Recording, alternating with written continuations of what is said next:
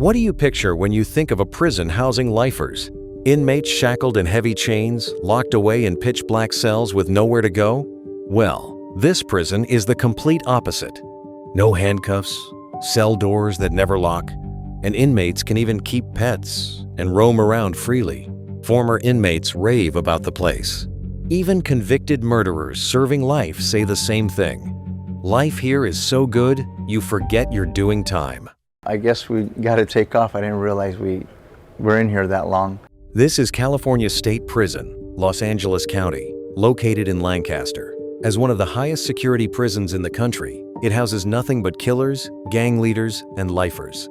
Gen Pop is a living hell. Behind these walls, gang networks run deep, and racial and territorial lines are carved in stone. One wrong step, one wrong look, and a full-blown gang war could kick off. 2 inmates crammed into a cell barely bigger than a closet, locked down 23 hours a day with just 1 hour of yard time. But on the other side of the prison, it's a whole different story. The floors are spotless. Every inmate gets their own cell, and they can walk around whenever they want, no restrictions. Same inmates, same charges, so why the night and day difference? It all comes down to this prison's one-of-a-kind rehab program. The warden figured you can't just lump every inmate together. Some of these guys are sick of the violence, sick of the bloodshed, and genuinely want to turn their lives around. So the warden rolled out a whole lineup of rehab programs. He gathered all the lifers who genuinely wanted to turn things around and moved them into a special block called the Honor Yard. Getting into the Honor Yard is no walk in the park. You've got to grind through 15 years in Gen Pop without a single slip-up, following every rule to the letter. Before they even step foot in the door, they have to sign an agreement with the prison. First, they have to renounce all gang ties. Whether you were a shot caller or a foot soldier, you cut every last connection to the gang. Second, the yard has zero tolerance for violence. If someone so much as throws a single punch, they lose every privilege on the spot and get tossed right back into Gen Pop, where any day could be their last. The second you step into the Honor Yard, you can feel the difference. Every cell door is wide open, and inmates go about their business, calm and orderly. The cells are fully equipped with everything you'd need, and you can even find an iron in there. On top of that, dogs are everywhere you look. They're running around, rolling in the grass, treating the whole prison like it's their own backyard. So what's the deal? Here's the backstory. Animal shelters in the US have a policy. If a rescued dog isn't adopted within a certain window, it gets put down. A lot of these dogs are traumatized or have serious behavior issues that make them nearly impossible to adopt, so the kill rate at shelters has stayed through the roof. To save these animals, the prison launched a program called Paws for Life. Guys who once killed without blinking are now acting as full-time handlers, caring for and training these dogs around the clock until they earn American Kennel Club certification and get put up for adoption. At first, a lot of people pushed back hard. They figured these ruthless convicts would just end up abusing the dogs. But what nobody saw coming was that these hardened criminals turned into absolute softies around the dogs. This intimidating-looking inmate is Jose Flores, 37, who goes by the street name Sinner. Trace Jose's story back to the beginning, and it reads like a textbook case of how the streets turn a kid into a criminal. As a kid, he came to the US with his parents from Mexico. Neither of them had any real skills, so they ended up grinding away doing manual labor in factories. Jose's family was dirt poor. Water and electricity got cut off all the time, and hunger was a constant companion. And at school, his entire childhood was just one long nightmare of non-stop bullying. By the time he hit middle school, he'd had enough. He joined a gang, and by fighting fire with fire, he finally stopped being a punching bag. With the gang backing him up, Jose was in and out of juvie by 13. From that point on, prison basically became his second home. After that, he bounced in and out of prison 5 more times for armed robbery, extortion, and a whole list of other charges. Soaked in gang culture, Jose actually saw dying for his gang as a badge of honor, like it was the cool thing to do. So many of his boys had died young that he was absolutely convinced he wouldn't make it past 18. I didn't think I was going to live past 18. I was attending a lot of funerals. A lot of my friends were dying young. Then at 22, he shot a man in the head and got life. He won't even be eligible for release until he's 86. At first, life in Gen Pop was like being thrown into a gladiator pit. Every single day was pure misery, because one wrong move could drag him into a full-blown war. After grinding through 15 long years, he finally earned his way into the honor yard.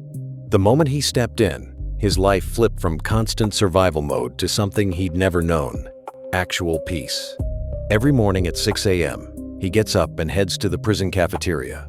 Unlike Gen Pop, where you're restricted at every turn, Jose can move freely here, no one telling him where to go or what to do. Breakfast is surprisingly solid: cinnamon rolls, milk, bread, and even fresh fruit on the side. After breakfast, he heads straight to the classroom because he's enrolled in the prison's degree program. If Jose successfully completes his coursework, he'll earn a college degree issued by the prison. As the teacher's right-hand man, he even volunteered to handle all the classroom cleaning. After cleaning up, Jose heads back to the yard, and by then, the dogs have completely taken over. There are tons of dogs around, but not just anyone gets to be a caretaker. Only inmates with the cleanest records earn that privilege. And even after they're paired up with a dog, the prison runs regular check-ins. If an inmate slips up or isn't treating the dog right, the dog gets taken away, just like that. Anthony Snee is one of those dog handlers. He's in for a fatal stabbing during a robbery, and he's been locked up for 34 years now. A full-blown delinquent from the start, Anthony was into every vice in the book: booze, gambling, drugs, and soliciting, you name it. Even after getting married, Anthony was still barely scraping by, with zero hope of ever climbing out. His wife eventually took their 3-year-old daughter and left him for another man. That was the straw that broke him. Anthony's life spiraled into total darkness, and he turned to violence to vent the despair eating him alive. But here's what nobody saw coming. Ever since he moved to the honor yard, he's done a complete 180. That explosive temper? Gone. Now, just to keep his dog happy, the guy actually talks in a soft, gentle voice.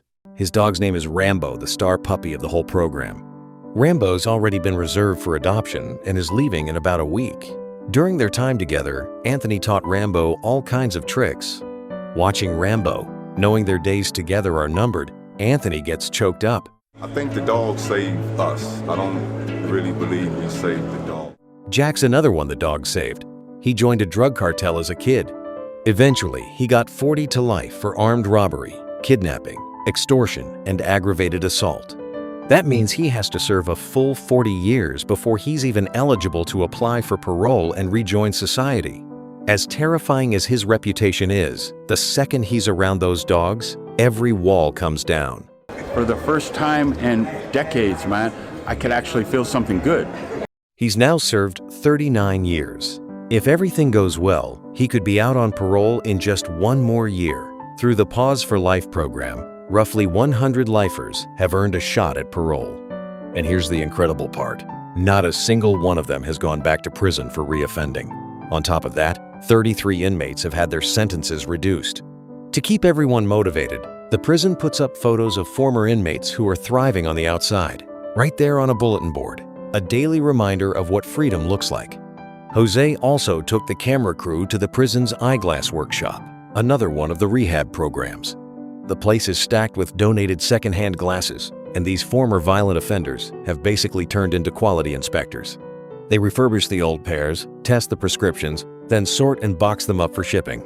These refurbished glasses get shipped overseas to developing countries and donated for free to people who can't afford a pair of their own. The work is tough, but these guys wouldn't have it any other way. A lot of them say they never really had the chance to do something meaningful for others on the outside, and this is their way of giving back.